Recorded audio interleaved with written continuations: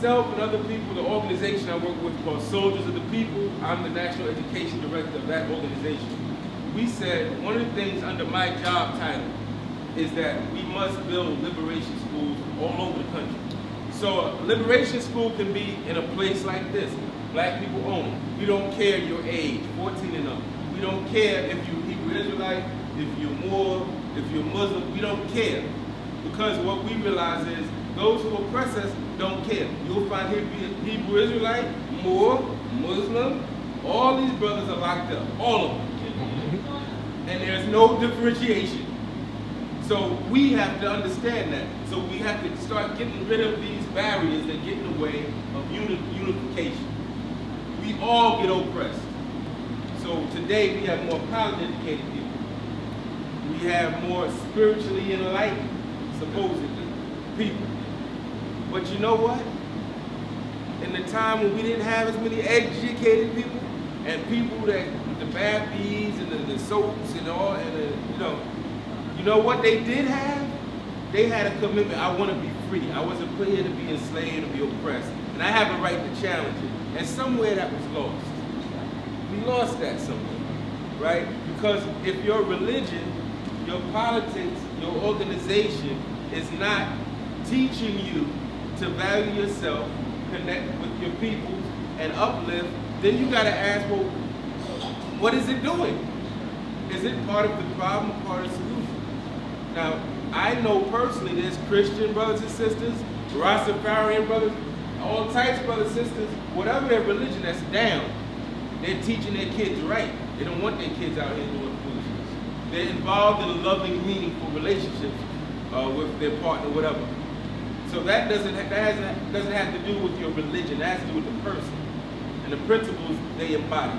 So I can rock with the Pan-African Nationalist crowd because I am Pan-African Nationalist. So that's easy. I can rock with the crowd, the black socialist Marxists. We could rock too, as long as they don't try to hit me on the head every 5 minutes with Lenin and Trotsky and all that.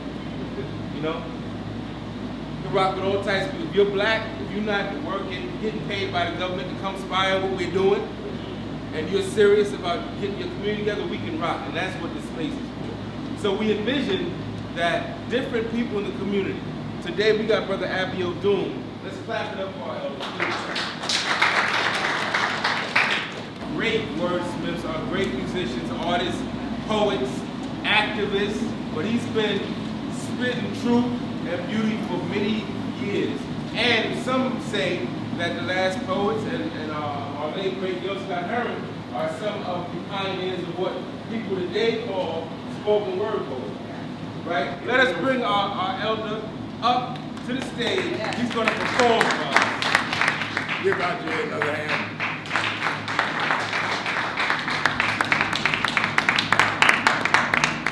You know, it's very funny. I don't feel like an elder, but I am, I guess. Anytime you get over 60, it's a wrap. But for those of you that don't know the history, how many of you are familiar with the last poets? Raise your hand. Thank you very much. I happened to start the group right here in Harlem when I was 18 years old. I was the baby in the group, just to give you history. And we started at Mount Morris Park, which has been, of course, renamed to Marcus Garvey Park. I had a craving for Harlem. My family came to Harlem every Sunday to go to church. I thought Harlem was the blackest, most arrogant, most proud place on planet Earth. I'd see brothers with fedora hats, long cashmere coats. You could not tell me they did not own Harlem. My aunt said one time, "See that man over there? He sleeps in his Eldorado." I said, "What? Dressed like that?" But they were hustlers, and that's how some of them used to roll. I was listening to what Ajay said, and what he said about the educational system is something that really needs to resonate with everybody. They don't teach us in the schools. I too work in the schools. I love to perform. I love to sing. I love doing what I do. But the truth is, my passion is teaching. And if I'm not teaching some kids, there's a part of me that's not alive. And on that note, my young son is here. He's attending Medgar Evers, and his name is Ade. Please give him a hand. He's right there.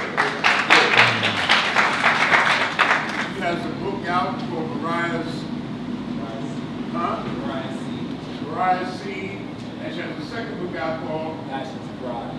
Yeah, so she's like trying to take that space that's been vacated by our great science fiction writer who was checked out, and I think some of you may know what I'm talking about, Octavia Butler. If you're not familiar with Wild Seeds, please put it on your list. It is great reading, magical reading that only we can explain, because black folks have magic. We have not lost our magic. If you get a chance to go to Africa, go. But every time you look in the mirror, you're going to Africa. I usually open up before I do a poem with what I call the pledge. The pledge is something that has taken the world by storm. I actually, and since it's a nice small group, I can tell you, the pledge is one of the few things that I truly freestyle, because I put my foot in my big mouth.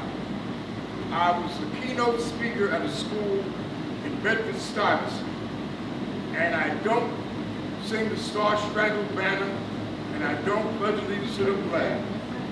But because I was on the front row on stage, I stood up. I didn't stay sitting down. I stood up, and everybody said, I pledge, I don't do that crap. They said, oops, I don't do that. But I stood there like this. And after a while, when it came time for me to speak, the principal said, now we have Abiodun, our favorite poet, blah, blah, blah. And I went up to the podium. 1,500 people in the daggone audience, and a little girl raised her hand. I could have ignored her, but I'm trying to be cool. And I called on the little girl, I said, yes, you didn't pledge allegiance to the flag, and you didn't sing the song. I said, ain't this so true? I mean, she threw me under the bus and truck. I mean, I was messed up. I said, damn. I said, no, I didn't. Now I'm mad because she's blown me away. I mean, I did it, but I wasn't trying to get no hype about it. I said, I didn't sing that song because that song is a war song. Y'all should be beating each other up when y'all go upstairs. That war's about dropping bombs, blowing people up. That song ain't about eating potato salad and chicken in Bear Mountain, having a picnic or nothing. That's just a war song. It should automatically encourage you to fight. I said, the other thing is that that flag, I can't pledge allegiance to a flag that has never pledged its allegiance to my people. And I said, then I got real silly, and as only black folks can do. Besides, I got a much better pledge than the Pledge of Allegiance. I didn't have nothing. I was thinking of something, but I didn't have it. We're going to do the pledge that came out of that freestyle. But because of time, I'm not going to do it the way I did it then, because the way I did it then was mad slow, because I was thinking about what I was saying. We're going to do it with rhythm. Everybody say free. Free. Grow. Grow. Misery. Misery. Down. Down. True. True. Sad. Sad. Uplift. Uplift. Here. Here. Right. Now you all remember all the names. You only got 8 words. I'm going to repeat. The rhyme is my call. Your response should be natural. Your words are free, grow, misery, down, true, sad, uplift, here. Only thing required, you've got to have rhythm. If your rhythm is messed up, don't do nothing. I want to be what I can be, to be proud, healthy, and free. I want to say what I know to help my brothers and sisters grow. I want to feel good about me and blame no one for my misery. Because I'll be strong, turn it around. I want to go up, I'm not going down. I want to do what I can do to make all my dreams come true. Remember my past, good and bad, how I made it hard even when it was sad. I want to share whatever my gift. And when you're feeling low, I'll give you Uplift. I want to live without fear and know that I'm blessed for being Yeah. Know that you're blessed for being Yeah. Know that we're blessed for being Yeah. Know that we're blessed. Give yourselves a hand.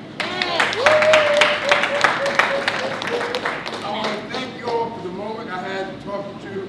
I talked much longer than I expected to, but brother inspired me so much because what he was telling you was going for money. Thank you for listening. I did bring product. I've got a brand new book out of my collected works from the days when I started the Last Poets to now. And I've got CDs. I got my first album of my love songs, which I love very much because the only problem I wrote a poem I used to sing. The only problem was I sound like Johnny Mathis, so I didn't make a big hit out of it. But thank you so much for listening. Thank you. Jack Daniels.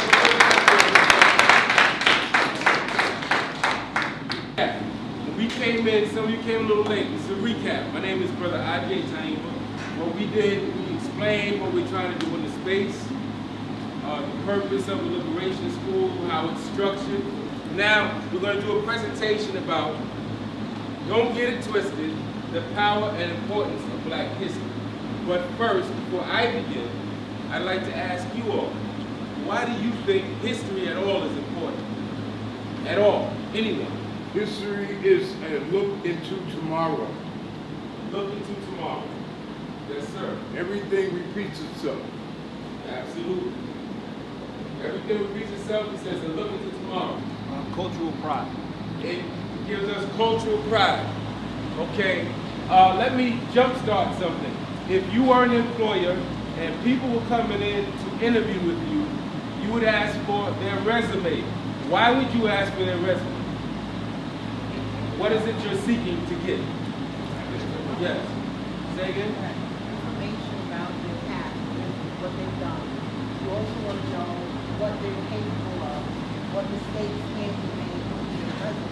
Okay. You don't want to repeat mistakes. What mistakes were made? Say again? Qualified. If they're qualified. You might also want to ask for their references, because when they come to interview, they're like, yeah, you know, I'm always on math. I come before time, and I stay hours late, and then you call the reference, and they say what? Man, this cat is late every day, man. This cat, he takes days off right after the holiday. He takes another day or two, right? So history is not just in books. We have a living history. We use history all the time. Ladies, meet a guy, fine, funny, sharp, like Brother Herschel be. Y'all don't know Brother Herschel, but Brother Herschel in the back, I don't mean to call him out. The brother come in sharp, everywhere he go, just cuts through the air, just sharp, right?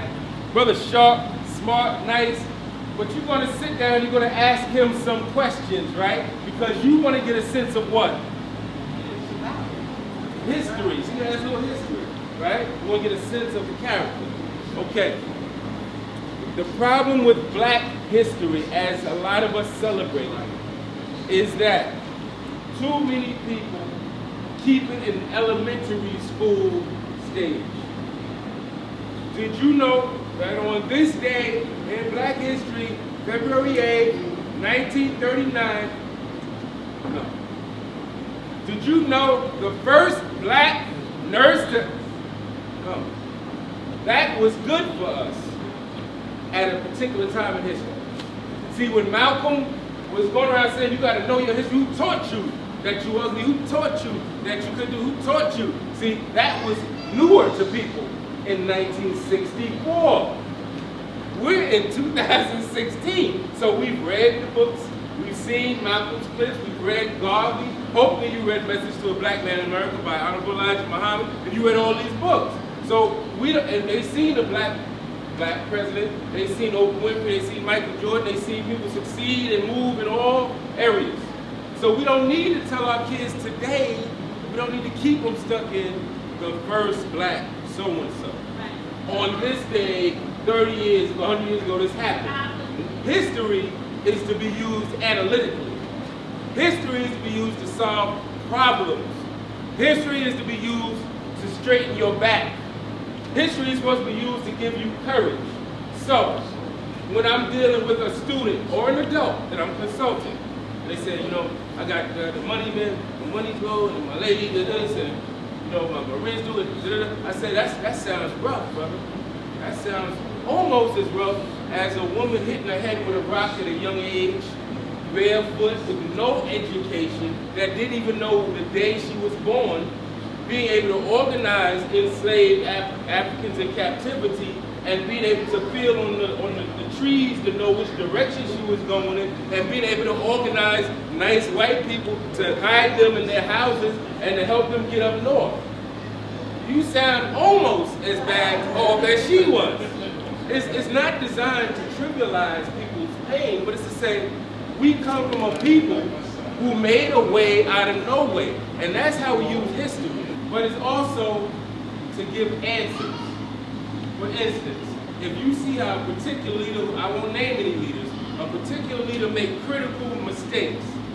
He gave people bullets almost to shoot him with.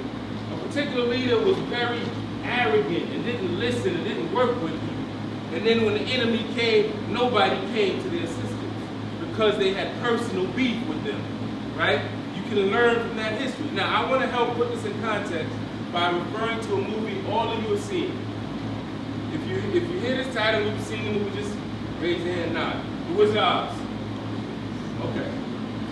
Wizard of Oz. I'm not talking about The Wiz, although that's similar, but the Wizard of Oz has a lot more jewels in it than the adaptation called The Wiz. Right? So this white guy named Frank Baum writes this movie, this book. His book is a critique of the American economy and political system. This is why it's Oz, OZ is short, it's abbreviation for ounce. This is why there's a yellow brick road, a gold, there's an emerald city, there's ruby silver. He's talking about the economy. And some of those characters he's poking fun at. One of them is Roosevelt, and one of them is this guy. So that's what he was talking about. But because we're intelligent, we can take something that was written for this audience, and we can turn it to it so that we can use it. So I'm looking at this movie, I've seen this movie all my life. And then one day in college, I'm looking at this movie, yo, that's crazy. There's these 4 characters. Dorothy, they all have a problem too. What's Dorothy's problem? Oh, remember that? Lost, disconnected, don't know where she's going, don't finish nothing that she started, don't know what the destination is, let alone the beginning point. Okay, you know anybody like that? You know people like that? Okay. There's another character, he got a problem. Tin Man, what's his problem? No heart. Now when we saw it in the big little munchkins and all that in the color, it's like, oh, he got no heart, okay. But when a person has no heart, it means they are what? They cold, ruthless. You know the type of cat that'll shoot an old lady, take her money, hit an old man over the head, right? That will kill the community. We might call them today thugs. These are people who have no sensitivity, no compassion, no humanity. You know people like that. I know some. I grew up with something like that for sure. For sure. Okay. There's another character they run into. He has a problem. I'm not going to tell you the whole time, but he's the lion. What's his problem? He's a coward. We say he's a punk, right? He's soft, right? He's a herb, right? His problem is not just that he's, in terms of symbolism, not just scared like a fight, but he doesn't recognize his authority because the king of the jungle is supposed to be walking through that jungle regulating stuff. The king of the jungle is supposed to say, young blood, watch your mouth. There's young ladies and kids over there, right? That's the king of the jungle. Or the lioness, queen of the jungle, is supposed to be doing that same thing. But when they go around saying, I'm scared, they thugs, then you're not assuming what? Your rightful place on the throne. So you are a cowardly lion. That's almost a paradox. That's like saying a cold sun or criminal justice, right? Okay, so there's another person. They got a problem. Scarecrow, what's his problem? Oh, now when we saw that, we didn't really, no, we got no brain. Okay. But a brain symbolizes Talk to me. Intelligence, right? Not only intelligence, but competence. That this person can do a job well, right? So you got a person who's lost, disconnected from possibly their original ways. You got a person that thinks they're stupid, incompetent, can't achieve. I've worked with students who thought they were scarecrow, who said, T, I can't do that. And I said, man, that's too long, I can't do that. No, you can do it, yeah. But see, they think they can't do it, so it's as if they have no brain. Now, people tell them, you got a problem, you got a problem, you got a problem, you got a problem. All you got to do is what? Who you got to find to help the problem? The wizard. Where do you got to go? You got to follow something. Brick road, right? You got to follow the yellow brick road. And if you get to this wonderful wizard, he can solve all your problems. None of them can tell you how, because he ain't solved their problem. But they're selling the property. Oh, you can get there. You just follow the road, you get there, he can do it. So of course, when you feel I'm stupid, I'm a punk, that doesn't rise up to my natural authority, I have no direction, I'm lost, and I have no sensitivity, you're like, no, this person can help me, I'll go. You know people, some of you here have followed yellow brick roads you were told to follow. You were told if you go to that particular building, church, school, whatever, that's going to get you right. If you go to that particular book, that particular group, they're going to get you right. Okay, so we can relate to this story, can't we? All right. So, but there's a problem. They're getting together. They're getting organized. They're getting empowered. They're feeling strong. There's an enemy. Don't ever forget the enemy. The enemy is the wicked witch of the West. The West.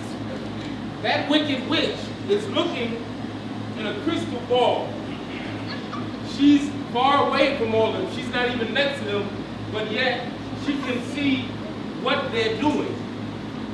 How is that possible? Well, you have them all over Harlem and Brooklyn and everywhere. They're called cameras and satellites and GPS, where they could be way over here in another city and know exactly what you're doing. They can see the daggone NY on your Yankees cap from outer space, right? So this wicked witch from the West, remember, she's a wicked witch. So she gets upset when she sees people who think they're damaged and incomplete starting to say, have hope. So she takes this personally because she's a wicked witch, right? She says, oh no, we can't have this. I'm going to send them through poppy fields. And in the video, if you watch it, you do it on YouTube, she says, we'll put them to sleep. Something pretty. Put them to sleep. Now, what does that represent, people? We in Harlem. Hello. Let's go back to 70s. Heroin, cocaine, crack. When did that come? 60s, 50s, 60s was powerful time for us. Whether it's civil rights movement or black power movement. Powerful time. People straightening up. People starting independent schools, emotional shootings, independent schools.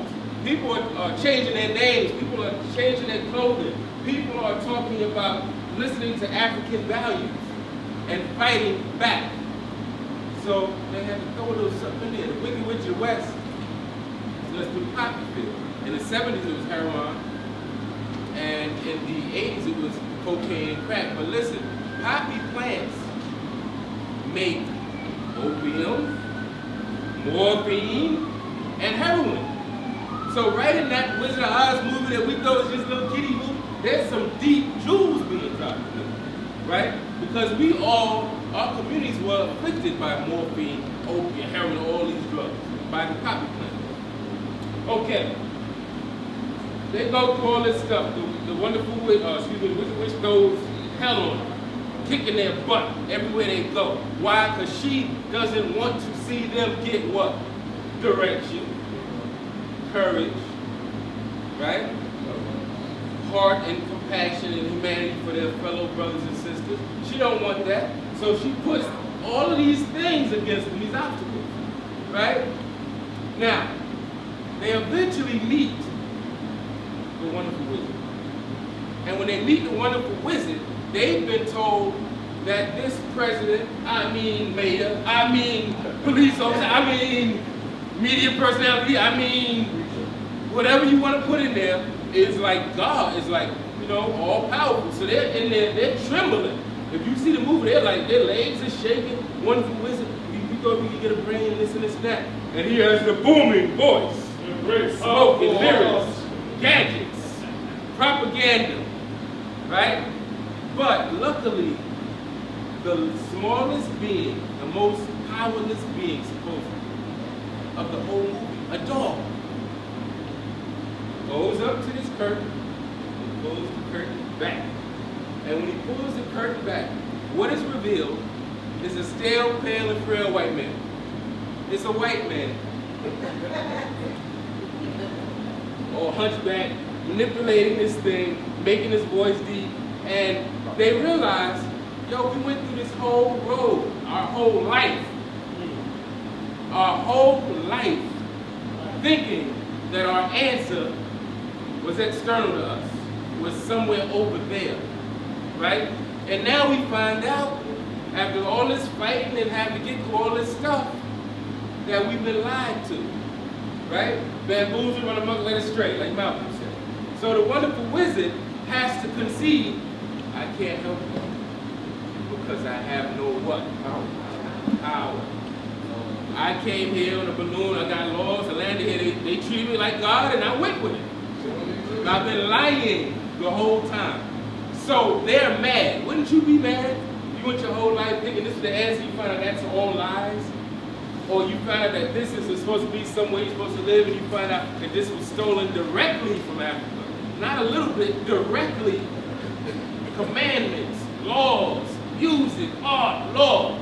And you've been taught that was ugly and this is where you should go, and you find out, wow, they took that from here. So I've been mixed up this whole, you're gonna be mad. So they were mad, they're coming at him. He's like, look, I can't give you a brain, but where I come from, people with brains, we give this. What did he give them? A diploma. Or a degree, a symbol. A symbol. He can't give you what he don't have to give you and what you already have. But he can give you a symbol and make you attach meaning to the symbol. Right? So he gives the scarecrow a diploma. He tells Dorothy, I can take you home in my balloon. He tells the lion, he gives him a medal of courage from the military. I can't give you courage, George. And then as the wizard is telling them this, they start saying, you know what, Scarecrow? You always were smart. This whole time, you were the one that was planning the strategy. And he's like, yeah. And they say, you know what, Lion? When them winged monkeys came, you was the one that went at them. It's like, yeah. So now they're all starting to realize that what they were seeking out there, they already had here and here. Right? So now, everybody's happy. They're still tricked. Because he gave these things, and now they think because he gave it to them that they had it. They still don't get it. See, the scarecrow says, be purpose, you starts doing all this. No, bro. Don't do that because he gave you a symbol. You had that all the time. So if you leave this thinking that you have this trait because he gave it, you still don't get it. So they were actually, at the end of the movie, they were still stuck. But at least they knew they had these things. Now, Dorothy wanted to go home. The balloon guy says, I'll take you. The dog jumps out. She jumps out. The balloon goes. So she can't go. So she's mad because she wants to get what? Because she's what? Lost. You know people that's lost? That you tell them they're like the 85%, hard to lead in the right direction, easy to lead in the wrong direction. Yeah. Okay, so she's crying, but there's a good witch. Whoa. Good witch from the north. The good witch from the north comes and says, "Hey, baby girl, I was with you the whole time. You know, you got to go through this, blah, blah, blah, blah, blah." Listen, all you got to do is click your heel 3 times and say what? There's no place like home. 3 times. Now, I want you to think about that. When she clicks her heels, there's no place like home. That could mean literally home, or that could mean what? No place like your values, your people. We eat collard greens, we do this, we do that. These things they say are black, that are uniquely, distinctly black. We have colon response. These different things they say are African or black. And we were taught to be ashamed of them, and we wanted to run to what the other person had. Not to step on any toes in here, crunch, but some of us, when we were little, we couldn't wait till we got our first perm, right? It's not me, it's right or wrong. Because we associate that with, this is my right to initiation of becoming a young lady, a woman. Some of the guys got their little jerry curl too, guys, in front. All right, got your little process too, in the comments, all right? We associate, but it wasn't just a hair thing. It was deeper than that. We associated that with something. We thought that that was a symbol of something bigger than hair. Okay. Click your heels 3 times, there's no place like home. Now, therein is telling you what history is about. History, when properly applied, black history in particular, is not just to tell you what so-and-so did on what so-and-so date, or the first so-and-so that was in existence to do this job. That's the elementary school. When our kids got to elementary school, we should no longer bring that history to them. That's beneath them. Now we got to start talking about how history makes you step up and take your rightful place. Because if we taught our kids their history correctly, they would be going even to these low-performing schools that don't love them and miseducate them. They would be going there and killing them schools, going through them books, mastering what they get, excelling. They don't have that because they already think they're the scarecrow. They have no brain. If we taught history right, if we taught it right, they would have a sense of who they were and their capability. They would see themselves as problem solvers. When we started this school cap, I was telling you about 16 years ago, the motto was Malcolm, education is our passport to the future. And our vision was we're creating leaders and problem solvers. If you get educated and it's not teaching you to lead, organize, and solve your problems, and you're wasting your money and time. A distraction could be history. You spend all your time, your head is so deep down in the sands of Africa, 10,000 years ago, but you can't speak to the music that our kids are listening to that is mesmerizing them. Like the Pied Piper leading them into the ditch. You can't speak to that because you're way back there. And that's not to say we don't go back there. Sankofa is not a crime to go back and fetch what you lost. But it didn't say to stay there. So if you can't speak to the problems that are going on right now, if what you're learning doesn't equip you to forecast what is coming, W.E.B. Du Bois, people call him this and that. I tell you, he was one of our most brilliant because he made forecasts. He had the ability to read and to predict this is going to happen. 20th century is going to be problem of race. He told you. So if you just respond to what you see, that's one thing. But it takes a real mind to be able to say, this is something we got to prepare for. So please, I was telling the people on Sinetta's thing, Sinetta, love you what you do, God bless you. You're getting word out, you're getting conscious, African consciousness. That's beautiful. I know people that can go on all day with it. That's beautiful. But the question becomes, what are you doing? What have you done? What institution are you building? What community organizations are you rocking with to make better? What kids are you empowering? What kids are you educating correctly? What couples are you repairing the damage of? What books are you writing? What films are you producing? That's the white man ain't on top of us because he sits in libraries all day talking about the past. That white man got think tanks at Columbia, Cornell, all those Ivy League schools, and those think tanks are talking about black people are overpopulated. What are we going to do about that by the year? They're telling you stuff by the year 2075, and they're making plans in anticipation of that. If we stand way back there, we're not going to be able to meaningfully engage in these things. So to be clear, I don't want anyone leaving here and say, yo, that brother was knocking Africans. No. What I said was we can't stay there. We cannot stay in the past. We have to be like that Greek, there's a Greek mask, a famous Greek painting. There's a face that looks that way, there's a face that's looking this way, and there's a face looking that way. It's symbolic of look to the past while looking at the present, while planning for the future. All three. Because they, trust me, they're not just sitting there talking about, I think I hate black folk. I think I don't like them. I think they build prisons. I want to make this clear so no one gets this wrong when you leave. They don't just sit down and talk about they hate us, they don't like us, they want to do this.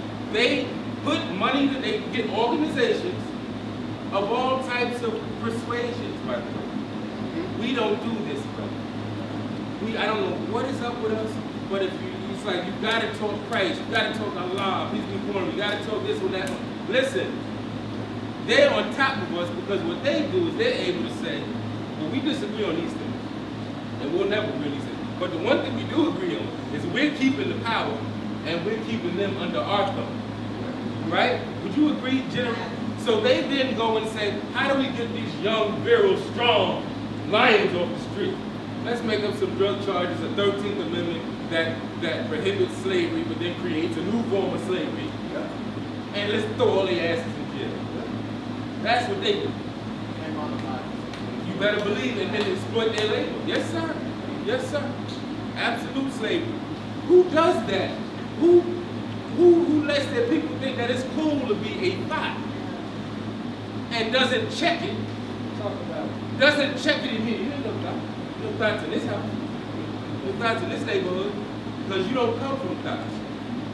You know what I'm saying? And if you do, by any coincidence, had a thought or two in your family line, we don't support that. We don't support that. You see, this is what history is supposed to do. History is supposed to give you that courage. Wake you up, clean you up, make you stand up. So if that said, that's all I want to say. And with that said, I just want to say, everyone, please go in peace, go in safety. And I will be in touch with you all to recap and to tell you about our upcoming events.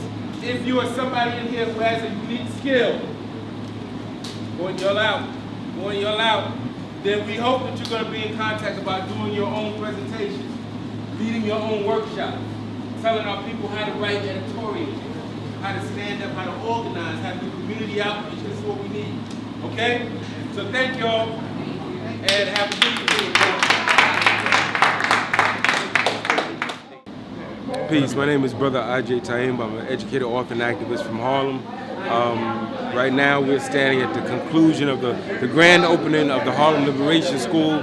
We basically meet every second and last Monday of every month from 6 to 7:30 at this place called Raw Space, beautiful art gallery owned by Image Nation, doing beautiful work in the community between 121st, 122nd, and 7th Avenue. And basically what we're trying to do, man, is have a space in the community where activists and teachers and organizers and artists can come and teach our community. You know, we don't have to always go for people with all these degrees as celebrities. We got homegrown leaders and scholars right in our community. And we want to have a space for informed political discussion, and we want to have a space where people learn how to organize, how to go out into this community and empower our people and reconnect our people back, because we've been disconnected. So that's what it's about. We had an excellent turnout tonight for the first night. I'm overjoyed. We have Brother Abiodun from the Last Poets kicking it. You know what I'm saying? This has just been a blessed event, man. And as long as we keep the division and all that out of it, it'll continue to be blessed. Peace, peace. I'm Shanice Starr, the awareness-preneur out here in Harlem. Do a lot of events to help raise people's levels of consciousness and awareness on a 360 level, if you will. And right now we're supporting Brother IG, who had an awesome event for the opening of the Harlem Liberation School. Totally psyched, totally excited. We're here. We're here, change is here, transformation is here, and I'm looking forward to just the collaborations and the build amongst our people. Yeah, my name is Lahin Allah. Yeah, this is Black History Month. As far as, man, teaching about Black history, we can go on for decades and not exhaust our words. It's just too many topics to cover. You know, just like the brothers were speaking in here today, it's not about pointing out particular personalities. It's about what they left behind and how we're going to utilize that to benefit ourselves. We're supposed to add on to what they left us. And that's where we have made our mistake. There's a clean break between us and our ancestry, and we got to bridge that gap. If y'all not at Harlem Liberation School, y'all messing up, man. You gotta come down here in Harlem, second and last Monday of every month, 6 to 7:30 at Raw Space. Hit us up on the internet. Look us up on Google, Harlem Liberation School.